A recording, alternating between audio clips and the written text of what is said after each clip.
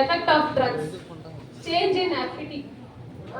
இதெல்லாம் என்னன்னா அப்பேரியன்ஸ். ஃபர்ஸ்ட் இந்த ஐ படம்லாம் பார்த்துருக்கீங்களா? அது அந்த ஓசுமா எப்படி இருப்பான்? ஓசுமா மூஞ்செல்லாம் கொஞ்சம் வீங்கி வீங்கி இருக்கும்.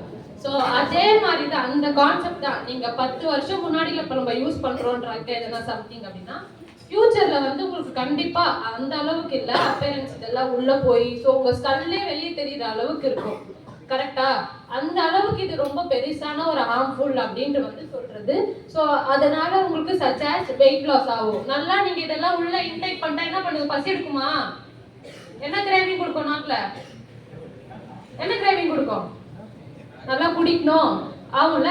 ஸோ அதெல்லாம் நம்ம பண்ணக்கூடாது. அந்த கிரேவிங்லாம் வந்து நம்ம கண்டிப்பா ஸ்டாப் பண்ணணும்.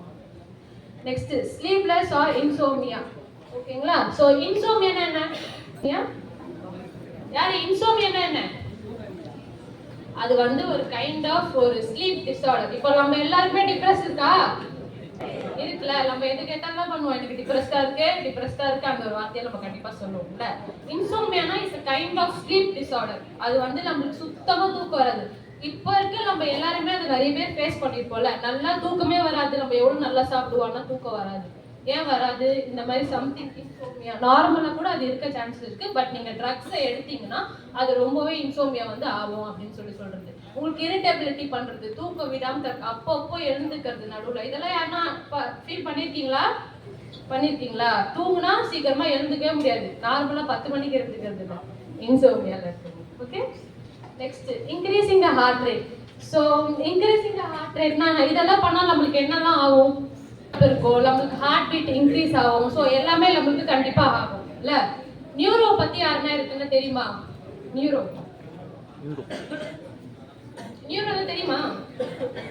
நியூரோனா ஒரு என்ன சொல்றது, ஒரு டிரான்சாக்ஷன், ஒரு செல்லு. ஓகேங்களா? இப்போ எப்படி ஸ்விட்ச் பாக்ஸ்க்கு ஃபேன் லைட் இருக்குல்ல, அந்த மாதிரி நம்ம பாடியில 8.5 பில்லியன் அந்த நியூரோ லைன்ஸ் இருக்கு. ஒரு உலகத்தையே 3 வாட்டி சுத்தலாம் அவ்வளோ நியூரன்ஸ் வந்து நம்ம உடம்புல இருக்கு அப்படின்னு சொல்றாங்க ஒரு லைனை வச்சா. ஓகேங்களா? ஸோ அந்த மாதிரி இதெல்லாம் நம்ம உள்ள நல்லா சப்ஸ்டேக் இன்டேக்லாம் பண்ணோம்னா கண்டிப்பா அது எல்லாமே வந்து உள்ள அஃபெக்ட் ஆகும். ஜுரம் வருது, எதனால வருது? சம்திங் அது உள்ள ஏதோ அந்த மிஷின் வந்து ஏதோ வேலை செய்யல நம்மளுக்கு. அதை வந்து வெளியே கண்டிப்பா அதை காமிக்கும்.